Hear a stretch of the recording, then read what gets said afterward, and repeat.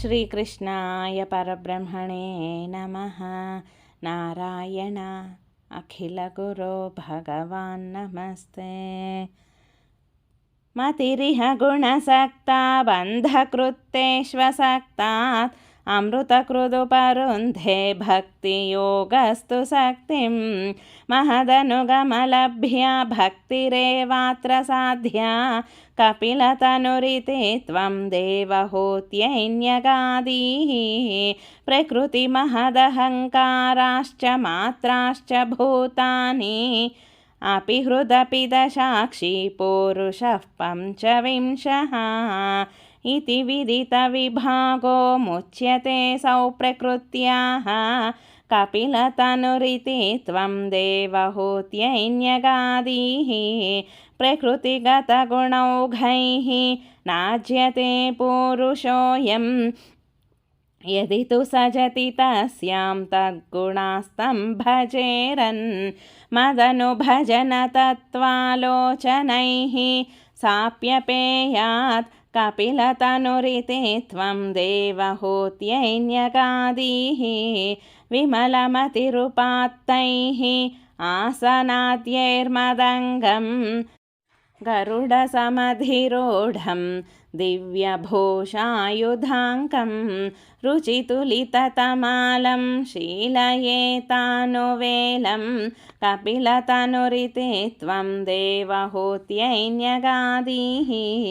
मम गुणगणलीलाकर्णनैः कीर्तनाद्यैः मयि सुरसरिदोघप्रख्यचित्तानुवृत्तिः भवति परमभक्तिः सा हि मृत्योर्विजेत्री कपिलतनुरिते त्वं देवहूत्यैन्यगादीः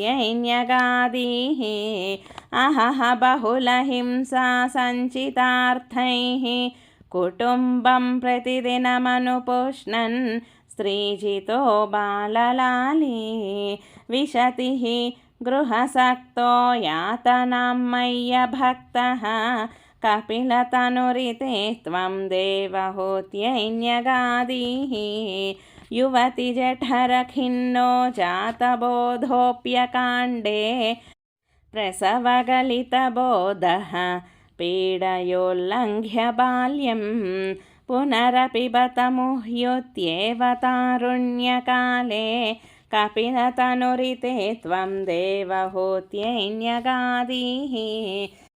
पितृसुरगणयाजी धार्मिको यो गृहस्थः स च निपतति काले दक्षिणोद्धोपगामी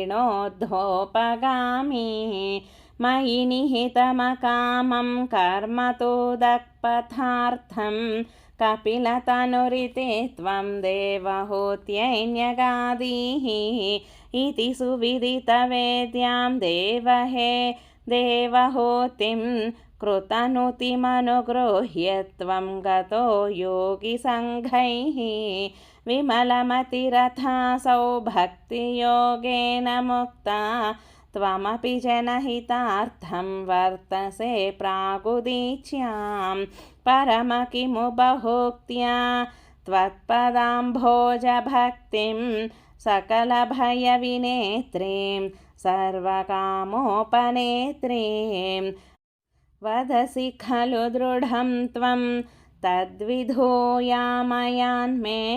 गुरुपवनपुरेश त्वय्युपाधत्स्व भक्तिं। श्रीकृष्णाय परब्रह्मणे नमः।